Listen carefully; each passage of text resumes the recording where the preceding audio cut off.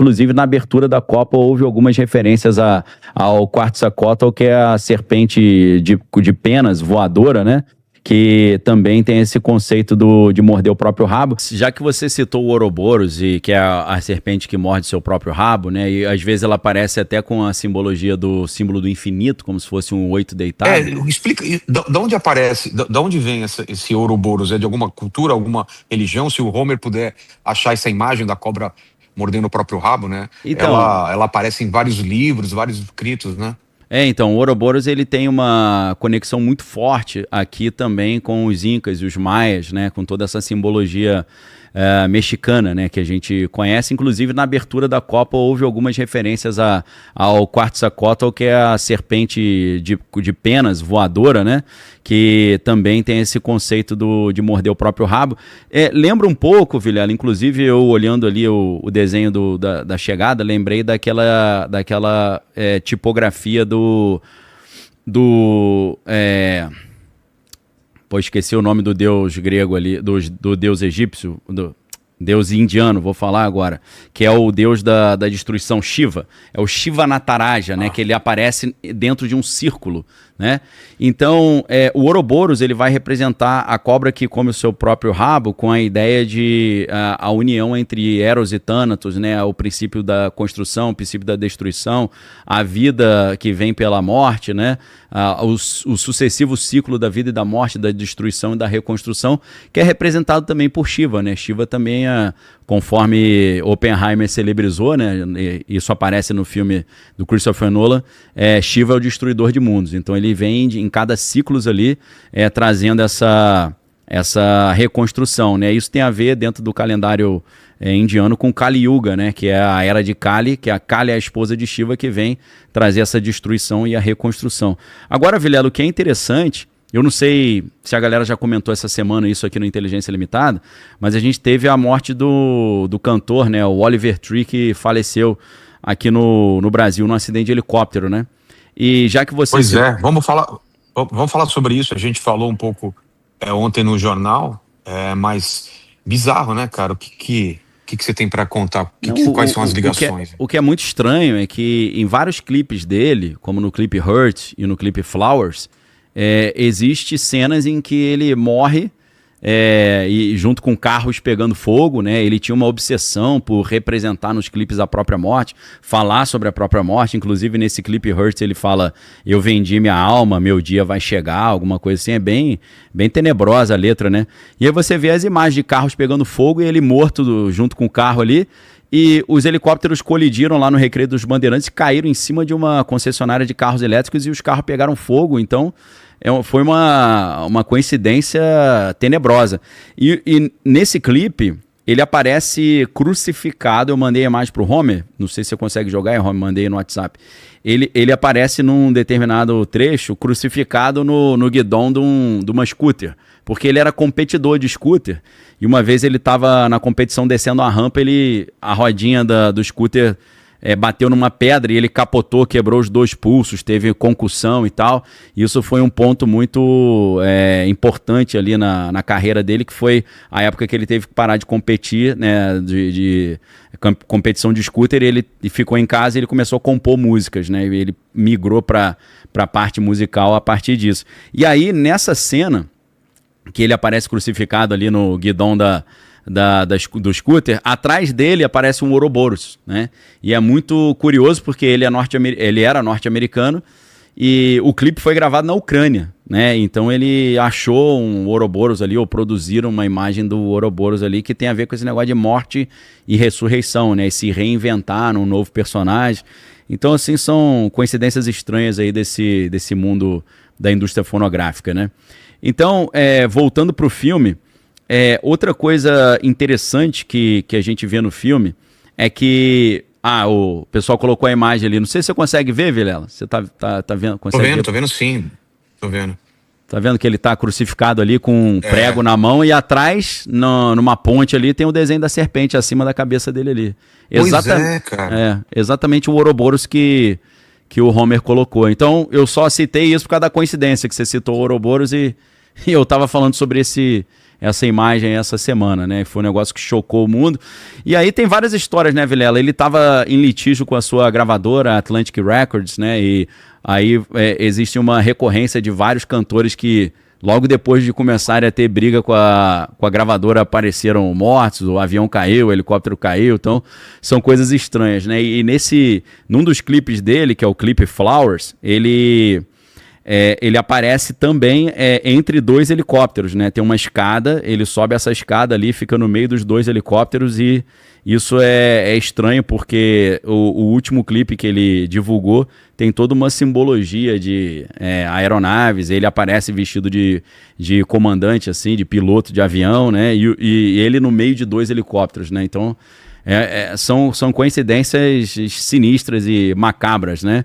Que não são tão estranhas. Eu me lembro do Christopher Reeve, né, que fazia o Superman. Não sei se você lembra, Vilela, que ele fez um filme em que ele era um cadeirante. Cara, é mesmo. Você lembra? Aí pouco tempo Lembro. depois ele cai numa competição de cavalo e fica paraplégico também, ou tetraplégico. Então tem umas coincidências estranhas, né? O que você acha que pode ser?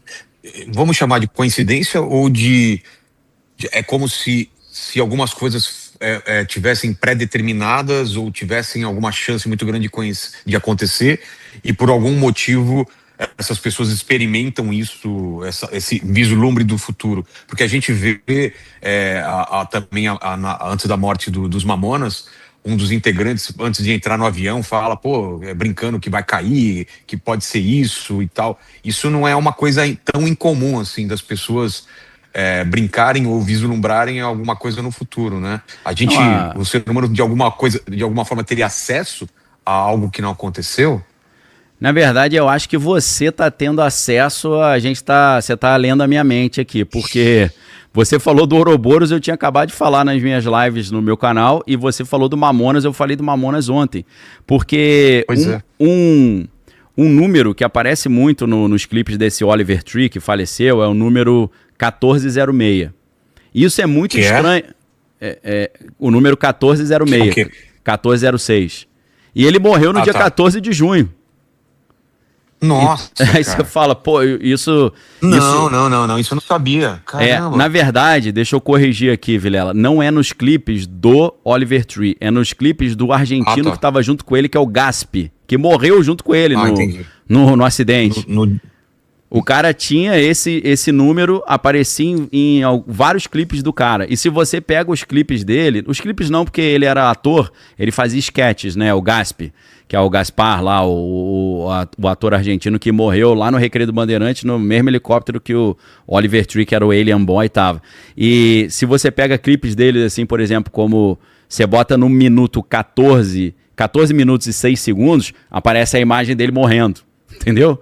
O 1406 é um número que está impregnado. E por que eu estou falando isso? Porque a primeira música do primeiro álbum, primeiro e único álbum praticamente do Mamonas Assassinas, é 1406. Aí você fala, caramba. Não sabia. E nessa primeira música, eu vou pedir até ao Homer, você consegue colocar a letra dessa música, 1406 Mamonas? Que a letra vai falar sobre avião também. A gente queria ser rico, queria ter um avião, mas só tem um barraco em Itaquá e tal. Então, assim, são coisas muito estranhas, né? Por que 1406? No caso do Mamonas, eles estão fazendo uma brincadeira com aquele negócio de telemarketing, ou tipo, marketing televisivo da época, que era Disque 011 1406, né? Que os caras vendiam coisa na televisão. Então, eles fazem uma brincadeira com esse negócio da ganância, né? De você querer ter tudo e acabar gastando dinheiro que não tem, né? E acabar se enrolando aí nas coisas. Então, ali, ó, a música 1406. Atenção, Kreuzebeck, né? Ao toque do 4 e tal. Aí fala, né? Eu queria um apartamento no Guarujá, mas o melhor que eu consegui foi um barraco em Itaquá. Você não sabe como parte um coração ver seu filhinho chorando, querendo um avião. Olha que estranho, os caras morrem no avião. Primeira música deles, né? Falando sobre isso. Então, assim, estranhezas, né? Tá rolando na internet aí uma previsão da Vó Baiana, onde os ETs vão aparecer durante o jogo do Brasil com a Croácia nessa Copa. Vocês estão sabendo disso? Tô sabendo. O que você acha disso aí, Rony? O tempo vai dizer, né? É só esperar um pouquinho.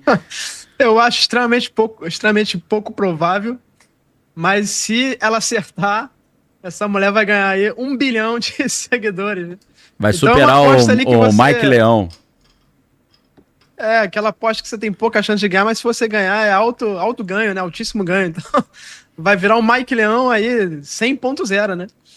A grande pergunta Agora é... parece que foram mais 2 pessoas, cara. Parece que foram mais 2 pessoas. Inclusive eu vi o Uri Geller. Lembra do Uri Geller? Aquele psico Sim, estudado pela CIA, entortador de garfos, israelense. Ele comentou aí semana passada que ele teve um sonho com a Escócia. E ele teve um sonho com a Escócia de que no jogo da Escócia, ele não fala o Brasil, mas em um jogo da Escócia aconteceria a apresentação desses seres, né? Então não sei se ele viu ela falando, ou ele é um cara que foi até estudado pela CIA, também tá sabendo das coisas, mas o fato é que foi mais de uma pessoa, já tem pelo menos 3 aí, que previram esse negócio. Vamos aguardar aí para ver o que acontece. não, e só para lembrar que o Uri Geller, ele previu o atentado que ia acontecer com a equipe de Israel, o Uri Geller é israelense, nas Olimpíadas de Munique. E ele falou para Israel não mandar a equipe, mas aí o pessoal achou que era delírio e acabou mandando. Então, provavelmente isso que o Uri Geller falou não vai acontecer, é a probabilidade maior, mas a gente não pode esquecer que, teoricamente, hipoteticamente, ele já acertou algo estranho que aconteceu nas Olimpíadas de Munique, né? Só para citar aí. Que leva uma pessoa a ser abduzida, ou o que classifica a ser abduzida e passar por esses traumas? Vou deixar pro Rony essa aí. Existe algum tipo de seleção, algum tipo de pessoa é mais passível de ser abduzida, assim como a gente vê em show de hipnose, né? Algumas pessoas são mais fáceis de ser hipnotizadas do que outras? Quando a gente fala dessa abdução aí, que é a abdução que parece uma tortura, né? Algo negativo, realmente, que a gente vê em muitos casos. A gente tem, por exemplo, pessoas que estão em extrema depressão profunda, não estou falando de uma tristeza qualquer, não, estou falando de depressão profunda, e às vezes elas vão, por exemplo, para uma floresta, ou até no seu dormitório, e elas são levadas por esses seres. Então é como se o estado mental da pessoa criasse uma espécie de sistema imunológico, criasse uma brecha para esses seres poderem aparecer e levar essas pessoas. Algumas pessoas que mexem com ocultismo, com magia, de forma inadvertida, como curiosos ali, sem saber o que estão fazendo, começam também a relatar algumas experiências dessas, como se o interesse dela, e ela faz sem nenhuma forma de proteção, abrisse também uma brecha desse mundo nosso não humano com o mundo não humano, né? O mundo material com o mundo não material. Esses eles também aparecem. Você tem, às vezes, as pessoas fizeram magia para uma pessoa e ela não está protegida, às vezes ela começa a ter experiências também, sonhos que são mais reais que a realidade. Muitas abduções são físicas, né? Ou seja, a pessoa é levada, tá de carro ali, é levada, como tem o caso de João Caiana, interessantíssimo, que a família inteira foi levada no carro. Mas tem a maioria das abduções hoje, a abdução que seria não física, ou seja, em dormitório, ela tem um sonho, esses seres invadem o sonho, como se fosse o filme do Fred Krueger, ou do Pesadelo, e as pessoas têm um sonho mais real que a realidade. Como é que a gente sabe que não é só um sonho? Porque ela acorda com marcas, implantes na pele, com feridas, com cortes.